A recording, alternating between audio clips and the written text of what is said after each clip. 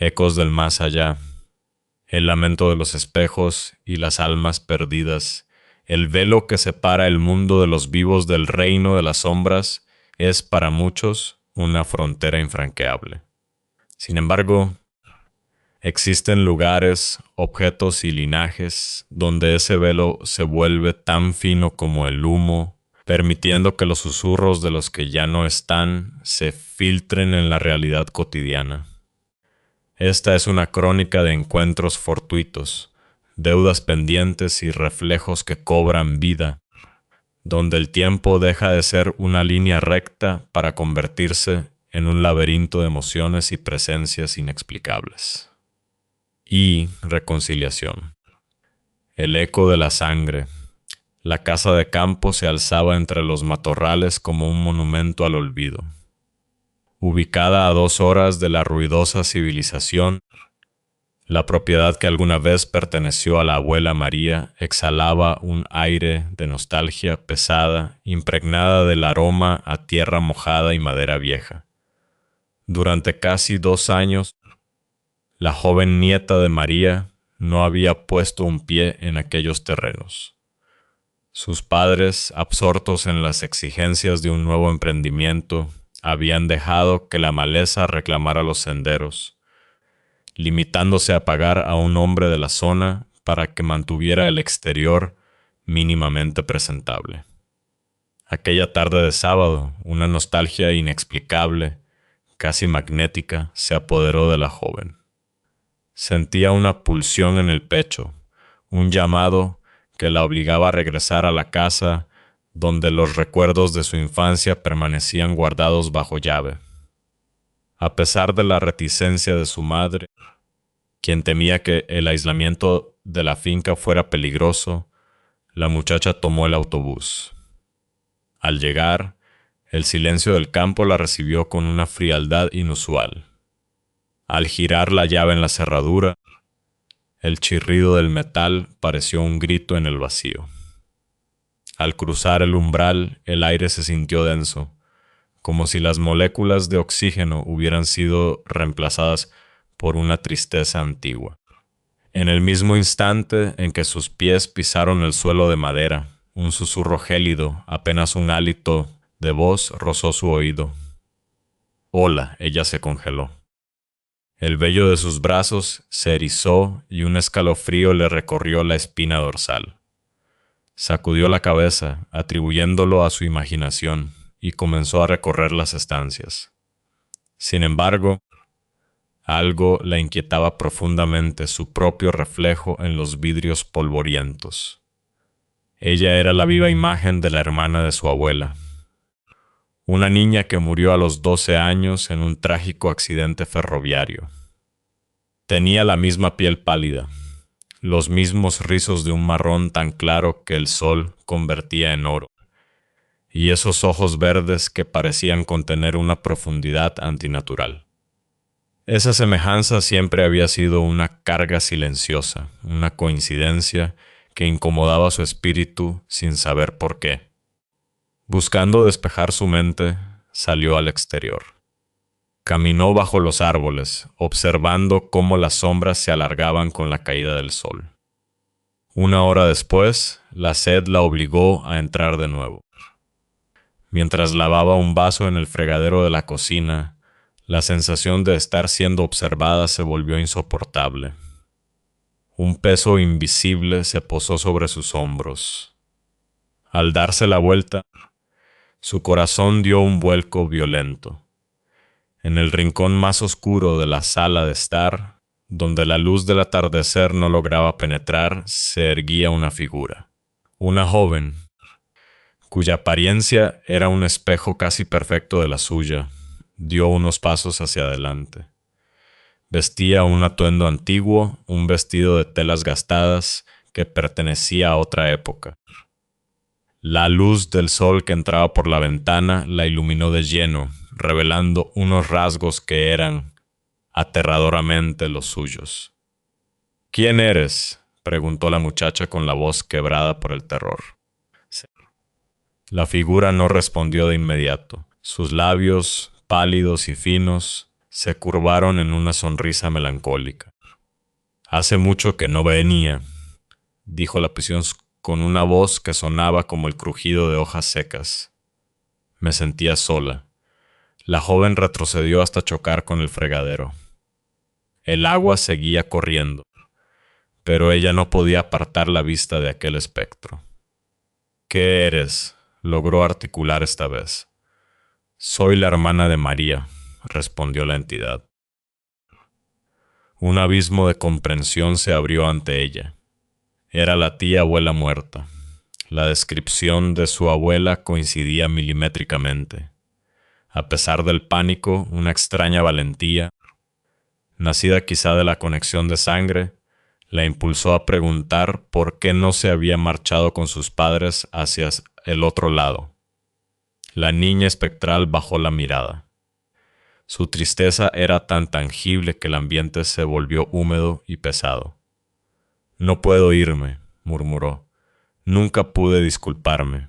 Nunca pude reconciliarme con mi hermana. En ese momento, la joven sintió que el propósito de su visita no era la nostalgia, sino la redención. Como si las palabras no fueran suyas, como si un hilo invisible uniera a las 3 generaciones de mujeres, respondió: yo lo haré por ti. Si eso te hace libre, yo hablaré con ella. La aparición sonrió de una manera que irradiaba una paz dolorosa y comenzó a caminar hacia atrás, fundiéndose con las sombras de la casa hasta desaparecer por completo. La joven no perdió un segundo, recogió sus pertenencias y huyó de la finca, sintiendo que el aire se volvía más ligero a sus espaldas. Días después, el peso de la promesa comenzó a quemarle el alma. Su abuela, debilitada por problemas de presión arterial, era una mujer frágil a la que cualquier emoción fuerte podía costarle la vida. Sin embargo, la verdad exigía ser liberada. Tras confesarle lo ocurrido a su madre, ambas decidieron que la reconciliación era necesaria para la paz de los vivos y los muertos. La muchacha se sentó a los pies de la cama de su abuela y, disfrazando el encuentro como un sueño vívido, le relató el mensaje de la niña del campo. Al escuchar las palabras, los ojos de la anciana se inundaron de lágrimas que habían estado contenidas por décadas. María confesó que, en su juventud, el egoísmo y la vanidad la habían llevado a rechazar a su hermana pequeña, dejándola de lado por sus estudios y sus amistades, provocando los celos que culminaron en aquella tragedia final frente a las vías del tren. En ese instante de confesión, algo asombroso ocurrió. El cuerpo de la joven se tensó y su mirada se volvió profunda y serena. Con una voz que no parecía la suya, con una ternura que trascendía el tiempo, abrazó a la anciana y susurró: yo también lo siento, hermana. Aquellas lágrimas que brotaron de sus ojos no eran suyas. Eran el alivio de una niña que había esperado 50 años en una casa vacía. 2 semanas después, la abuela María falleció mientras dormía. Se fue con una sonrisa de paz, sabiendo que en el umbral de la eternidad, su hermana ya no la esperaba con rencor, sino con los brazos abiertos. La vida paralela. El shifting del alma, en el corazón de las montañas, donde el aire es tan fino que parece cortar la garganta, la soledad puede convertirse en una compañera peligrosa. Para Julián, un adolescente de 15 años atrapado en el torbellino de la incomprensión familiar y el acoso escolar, esas cumbres eran su único refugio. Cada tarde, después de clases, subía hasta que las luces del pueblo parecían hormigas luminosas en la base del valle. Pero en aquellas alturas, Julián no estaba solo. Una presencia sutil, una sombra que nunca terminaba de definirse, comenzó a seguirlo. No era una sensación agresiva, sino una vigilancia constante. A veces, en la parálisis del sueño que lo asaltaba por las noches, sentía que esa entidad se inclinaba sobre él, susurrándole cosas en un idioma de vibraciones que su cerebro no podía traducir, pero que su corazón entendía como una advertencia. La presión de su realidad se volvió insoportable una noche de tormenta. Consumido por el dolor de una identidad que su entorno rechazaba, Julián intentó cruzar la puerta definitiva. En ese momento en que la vida se desvanece y la conciencia se desprende del cuerpo, el tiempo se detuvo. No hubo oscuridad. Hubo un estallido de luz blanca y, de repente, Julián ya no era el adolescente angustiado en una habitación oscura. Estaba frente a un espejo en una casa luminosa que olía a café recién hecho y flores silvestres. Su reflejo le devolvió la imagen de un hombre de 35 años, con líneas de expresión que hablaban de risas y una mirada llena de plenitud. Vivió esa vida. Durante lo que su mente percibió como 20 años exactos, Julián tuvo una carrera que amaba, un compañero que le sostenía la mano en los días difíciles y una paz que nunca creyó posible. Sentía el calor del sol en su piel, el sabor de la comida, el cansancio real después de un día de trabajo. Era una realidad tan sólida como el granito de la montaña. Sin embargo, un pequeño accidente doméstico, un simple tropiezo que le causó una herida en el brazo, en esa realidad paralela, actuó como un ancla que lo arrastró de vuelta. El mundo luminoso se fracturó como un espejo roto. Abrió los ojos en su cama de adolescente. Apenas habían pasado 2 minutos en el reloj de la pared. Pero al mirarse el brazo, el terror y el asombro lo paralizaron. Allí, en el mismo lugar donde se había herido en su vida de 20 años, había una cicatriz fresca. Un surco en la piel que no existía antes de cerrar los ojos. Había experimentado lo que algunos llaman shifting, una traslación del alma a una línea temporal donde su felicidad era real. Aunque la presencia en las montañas se desvaneció tras aquel suceso, Julián quedó marcado para siempre. Ahora, a sus 18 años, camina por el mundo con la certeza de que esta vida es solo una de las muchas habitaciones de una casa infinita, y que en algún lugar del tiempo, la felicidad que vivió sigue existiendo, esperándolo. El aroma de la partida, el llamado de la nana, existen familias donde lo sobrenatural no es una leyenda, sino un rasgo genético, como el color de los ojos o la forma de las manos. En el linaje de los hombres y mujeres de esta historia, la muerte no era un final, sino un evento precedido por señales sensoriales precisas. La abuela materna siempre despertaba con un frío glacial en los huesos y sueños de niños deformes la noche antes de que un pariente falleciera. La madre, por su parte, poseía un olfato sobrenatural. Podía detectar el hedor dulzón y pútrido de la muerte semanas antes de que el cuerpo se rindiera. Un don que la convirtió en una enfermera tan eficiente como temida. El hijo, un joven de 29 años, creció rodeado de estas certezas. Por ello, cuando aceptó un trabajo como recepcionista nocturno en un tanatorio, no sintió miedo. Para él, los muertos eran solo viajeros en una estación de paso. Una tarde, tras salir de una entrevista, sintió que una mano invisible tiraba de su pecho. Sin pensarlo, condujo hacia el cementerio local. Sus pies lo llevaron, como si conocieran el camino de memoria, hasta una tumba descuidada. Era la sepultura de su bisabuela, a quien llamaban cariñosamente la nana. Al estar allí, una tristeza abrumadora, una angustia que no le pertenecía, lo invadió por completo. Al regresar a casa, tuvo que detener el coche a un lado de la carretera, asfixiado por un llanto incontrolable. Quiero que vengáis a verme. Quiero que vengáis a verme. La voz resonaba en su mente con la insistencia de una campana. No era su pensamiento, era un ruego externo. Al llegar a casa y contarle lo ocurrido a su madre, descubrió la raíz del fenómeno. Su abuela, la hija de la nana, estaba pasando por un bache de salud y una profunda depresión. Había pasado todo el día pensando en su madre muerta, deseando visitar el cementerio, pero la multitud del Día de Todos los Santos la había disuadido.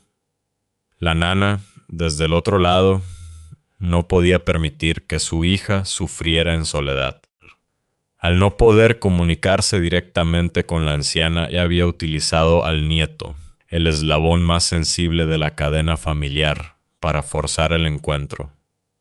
Esa tarde, toda la familia se reunió ante la tumba de la bisabuela. En cuanto depositaron las flores y la abuela pudo desahogar su pena sobre el mármol frío. La tristeza opresiva que asfixiaba al joven desapareció instantáneamente.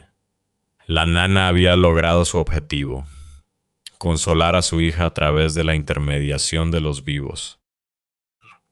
Fue un recordatorio de que el amor materno es una fuerza que ni siquiera la tumba puede silenciar. Quiro, el reflejo hambriento. La maldición del espejo Carmen siempre se había enorgullecido de su lógica. Para ella, el mundo se regía por leyes físicas y explicaciones racionales. Pero la lógica es una defensa frágil cuando se cruza con un objeto que ha sido testigo de horrores olvidados. Todo comenzó en un mercado de antigüedades. Entre trastos viejos y muebles carcomidos, un espejo de dimensiones imponentes cautivó su atención. El marco, de una madera oscura casi negra, estaba tallado con un diseño inquietante de espirales que parecían ojos acechantes.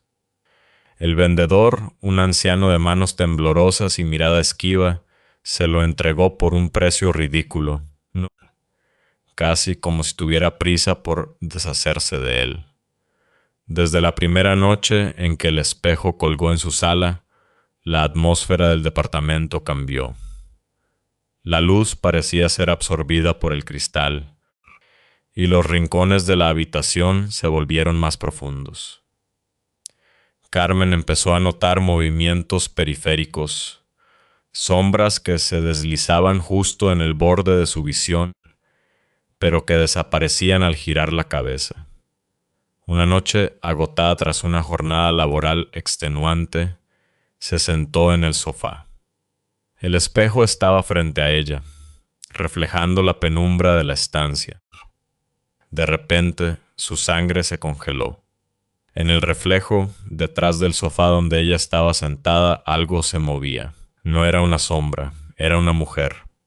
Tenía el cabello largo, enredado y sucio, y se arrastraba por el suelo con movimientos espasmódicos, como si sus huesos estuvieran rotos.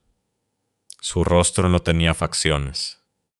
Era una mancha de oscuridad absoluta que parecía devorar la luz a su alrededor. Carmen se giró con un grito atorado en la garganta. No había nada. La sala estaba vacía, pero al volver a mirar el cristal, la mujer estaba allí, ahora de pie, justo detrás de su hombro. Carmen pudo sentir un frío ártico en su nuca, el roce de una respiración que olía a moho y a tiempo estancado. ¿Qué quieres?, susurró Carmen, paralizada por un terror primitivo. El reflejo de Carmen en el espejo cambió. Sus propios labios en el cristal se movieron de forma independiente a los suyos. Con una voz que era una distorsión metálica de su propio tono, el reflejo dijo una sola palabra: «Libérame». Carmen huyó de su casa esa misma noche, llevando solo lo puesto. El horror, sin embargo, no había hecho más que empezar. Intentó deshacerse del espejo. Lo dejó en un callejón a kilómetros de distancia. Lo regaló a un desconocido. Incluso intentó tirarlo a un vertedero. Pero cada vez que regresaba a su departamento, el espejo estaba allí, colgado en la pared, con sus ojos de madera vigilantes, como si nunca se hubiera movido. Ahora, el espejo permanece cubierto por una sábana gruesa en un rincón de la sala. Pero el silencio no es total. A veces, en la quietud de la madrugada, Carmen escucha ruidos detrás de la tela. Risas ahogadas, uñas que rascan el cristal desde el otro lado y golpes rítmicos que exigen libertad. Carmen sabe que el objeto no es solo un mueble, es una prisión, y teme que algún día la mujer de la sombra encuentre la forma de intercambiar lugares con ella, dejándola atrapada para siempre en el mundo de plata y oscuridad, esperando a que alguien más la libere.